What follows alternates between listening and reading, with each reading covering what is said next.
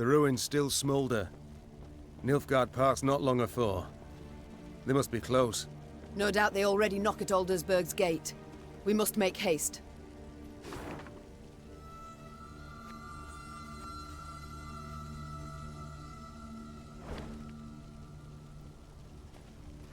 Brave warriors. Fled so fast, didn't manage to pack.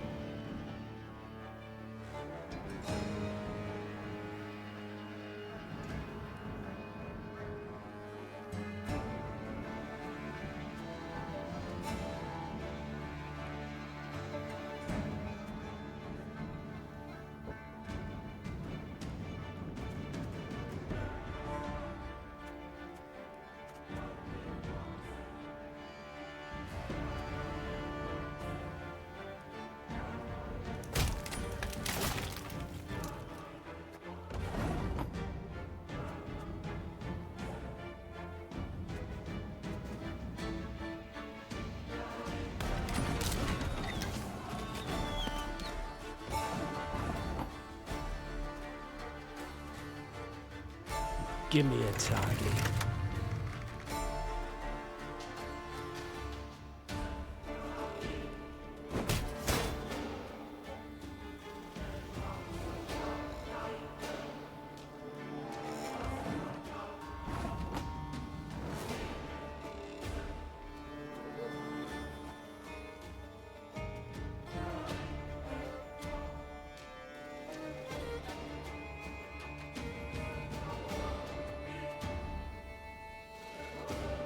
Our ballista, your command.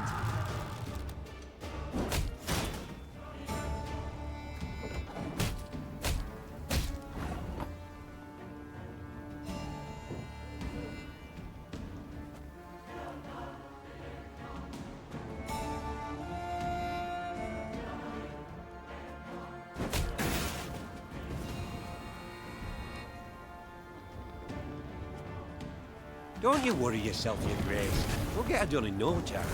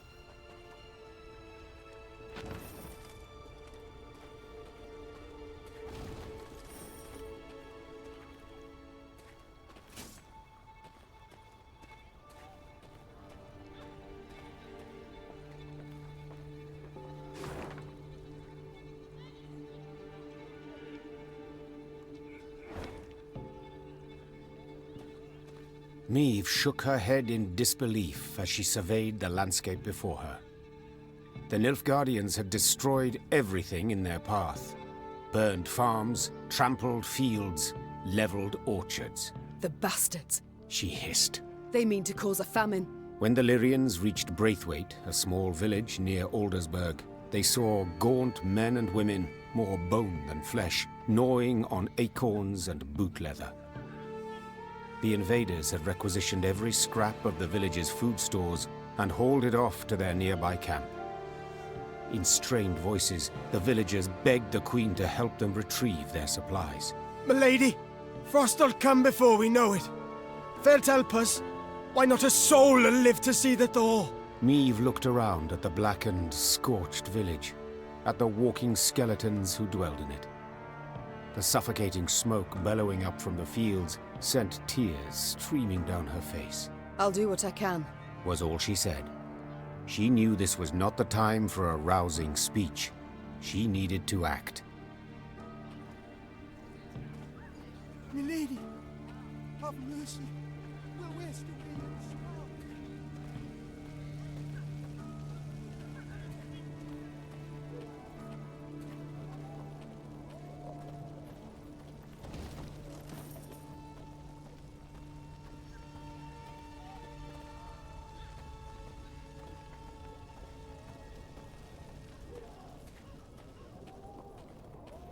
The Lyrians reached the outer defenses of the camp where the Nilfgaardians had taken Braithwaite's food stores. Rayla delivered her report. 3 heavy infantry regiments, Nazari arbalists, The warrior said. and I heard neighing, so they've cavalry as well. Meve said nothing, working it over in her head. The fate of the starving villagers weighed on her heart. But was it worth risking heavy losses to aid them? The Nilfgaardians keep food in storage and watch it rot while peasants perish from hunger. Will we allow this? The Queen said, addressing her soldiers. Cried the soldiers. I didn't think so. Meve said with a smile as she drew her weapon. Lyrians, attack!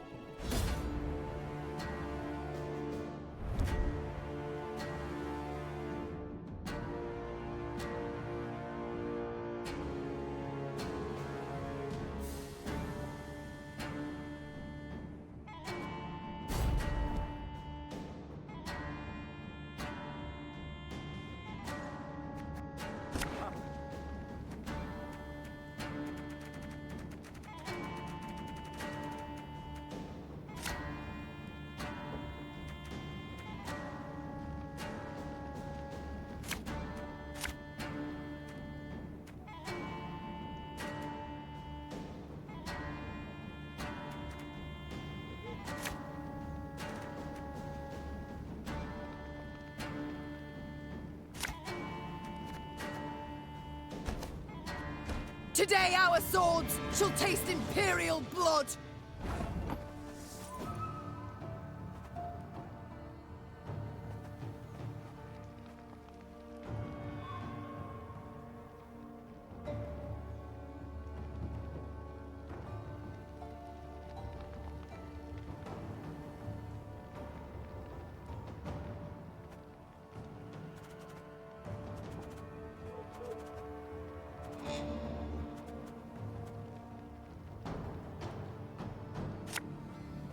Watch your heads!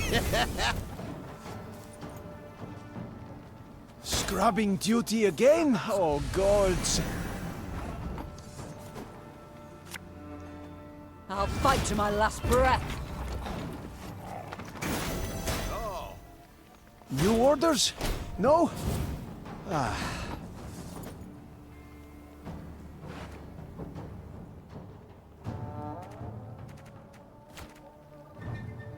Catch!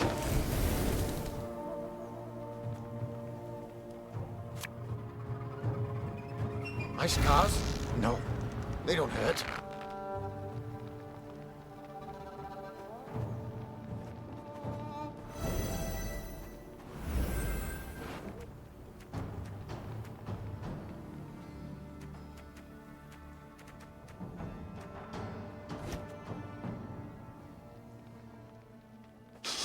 I smell a leak.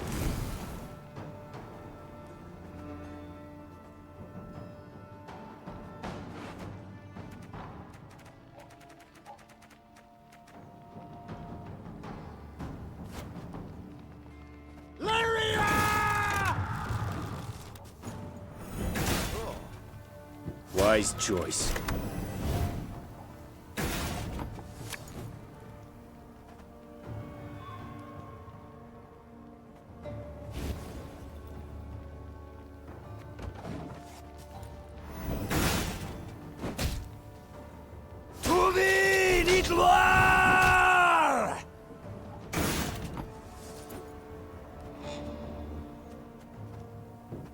My pain serves a purpose.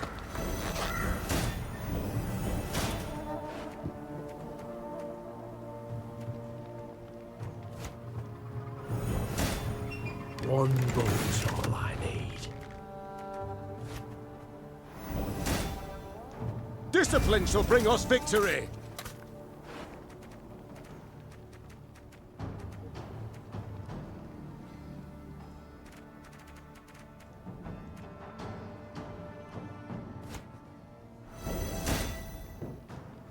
Go, hop, hop.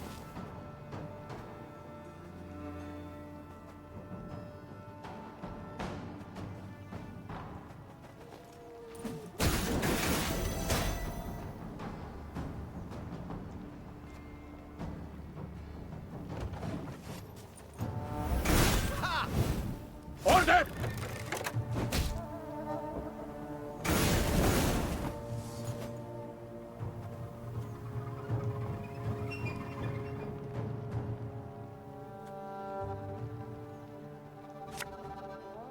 Army's a waste of time for one like me.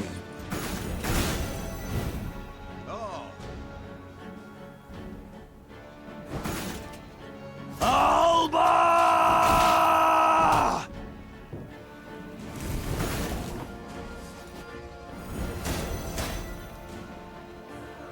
This harvest, we'll be reaping black-clad heads. Left, right, left, right.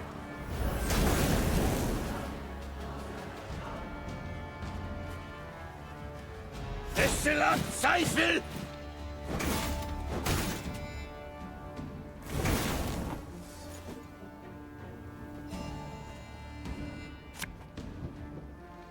My spirit's willing and how, but these damn boots are killing me.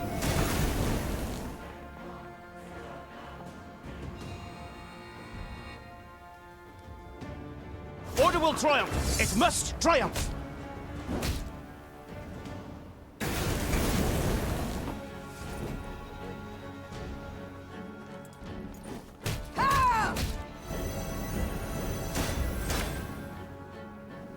We got a job to do.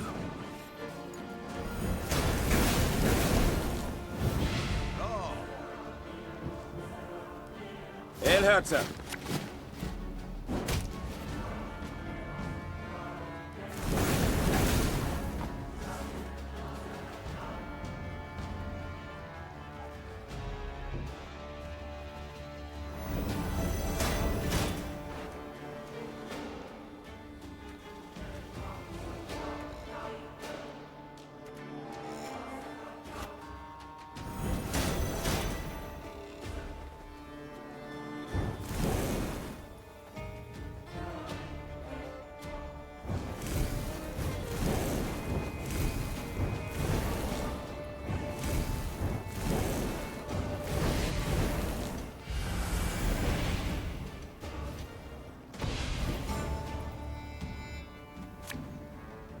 Ever have a stone knock out one of your teeth?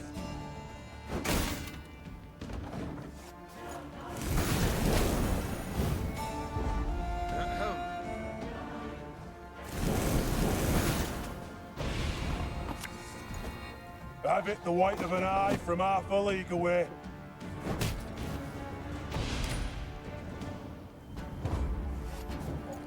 Your Grace, the battle's won. We've secured the storehouses. Niamh managed to rout the Nilfgaardian troops and regain the stolen supplies. However, the Queen's good humor faded soon after the battle. Her soldiers began loudly demanding she not return to the village, but keep the food for her troops. We've nigh empty bellies too, my lady. And whatever we give them, the black-clad bastards will just steal right back. Better to strengthen our own army than the enemy's.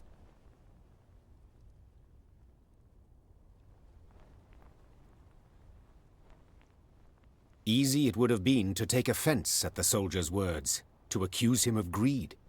But his words held much merit. Meave's army had no less need for the food than the peasants, and in war-ravaged Edirn there were few chances to replenish their supplies. After a moment's hesitation, the Queen announced her decision. We shall divide the food. Half we return to the peasants, half we keep for ourselves.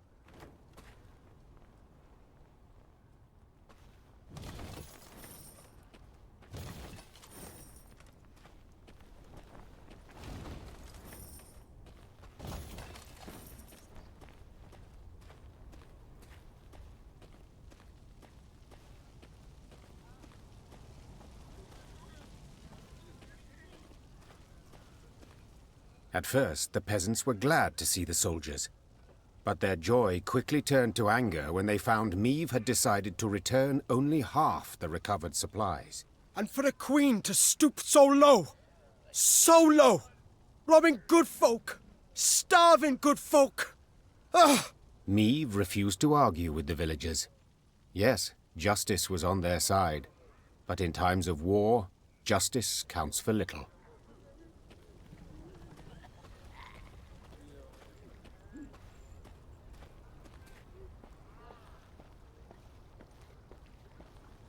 Meave's mount reared and flattened its ears, spooked for no visible cause. Trusting in animal instinct, Meave jumped to the ground and felt tremors under her boots. At first they were faint, barely palpable, then grew stronger and stronger. What's going on? Meave cried. Why does the earth tremble? Before anyone could respond, a scout from the forward guard let out a terrified cry. A moment later, snapped trees crashed down around them, and out of the woods came a 30-foot-tall stone giant. Gods, whispered the Queen. What is that? A golem, Isbel whispered back. Favorite servant of Nilfgaardian mages. As if to confirm his words, soldiers marched out from behind the giant, clad in heavy black plate. Their leader, however, wore but a light tunic, and his hands glowed with a strange blue light. Dithen Quan and Lyrien! He shouted, giving the order to attack. Gloire and Ard Feyin!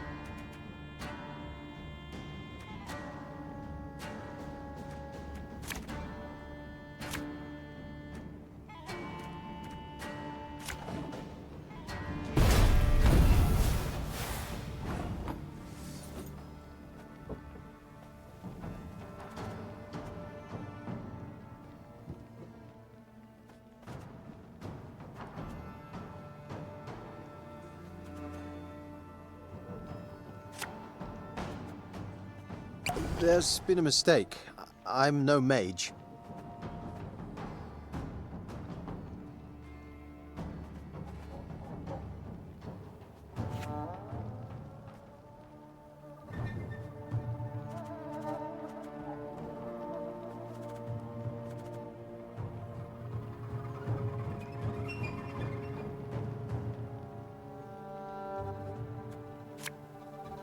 Watch your heads!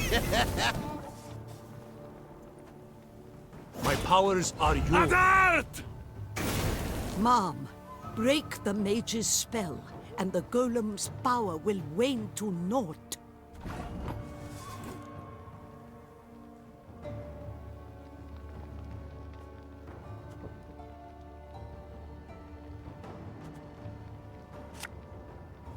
Have it the white of an eye from half a league away.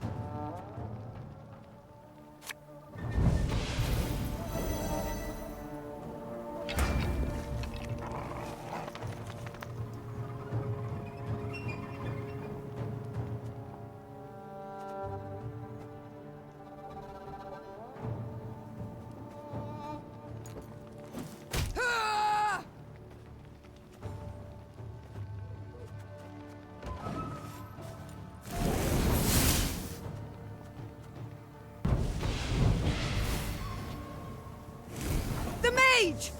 Kill the mage!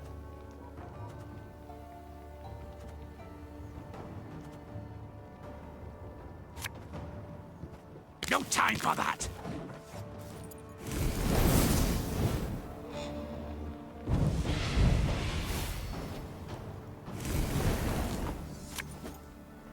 For Demavend!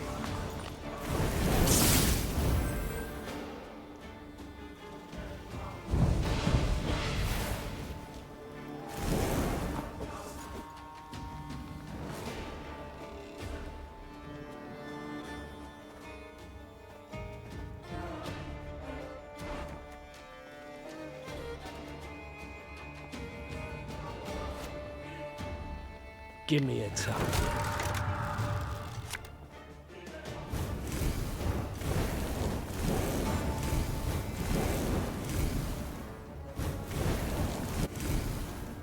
Your Grace, it worked!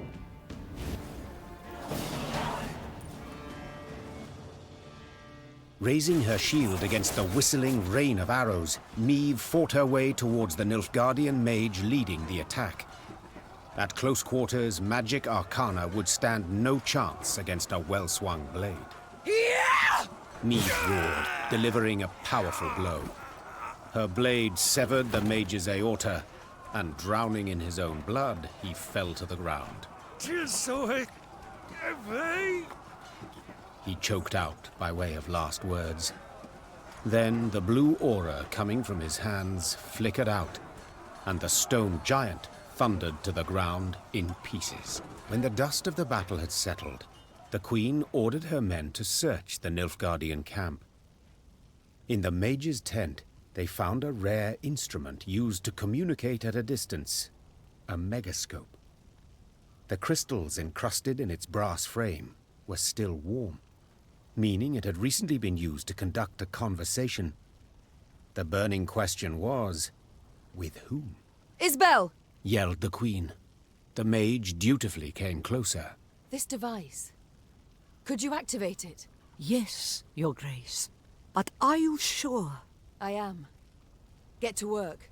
Isbel nodded, then began calibrating the magic device. Finally, something clicked. A light flickered on, and before Meve's eyes appeared the outline of a Nilfgaardian general. Speak common, please. I know not your tongue. Oh, forgive me. I thought I spoke to someone else. Good to see you in good health, Queen. Or ex-Queen, I suppose, would be the more apt title. Instead of fretting so much over my title, give yours. Of course. Where are my manners? Duke Adel Ebdahi, Grand Chancellor, Commander of Army Group East. I believe you've heard of me. Of course I have. You are the coward who, instead of facing me himself, employed traitors to do his bidding. What you call cowardice, I call diplomacy. And you must admit this diplomacy has proven quite successful. First Lyria, then Rosberg, and southern Edern. All taken without any real losses. Enjoy it while you can. Easy victories are short-lived. Is that what you think? I'm afraid you're in for an unpleasant surprise. Is that a threat? No. A simple prediction. Enough of this. Why use this megascope? What is it you want?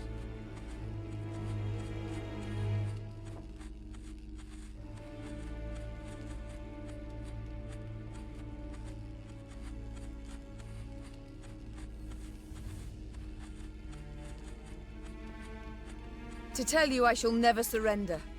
That I shall fight to my last breath. Your breath shall cease, that is certain. Exactly when I wish it to. What is that supposed to mean? Farewell, Your Majesty. Or rather, till next time. For there will be a next time, I assure you. A quiet fell over the tent. The Queen stepped outside, squinted her eyes against the glare of the burning fields, and swore to herself that when she did see Grand Chancellor Ardal ep Dahi again, he would be a whole head shorter.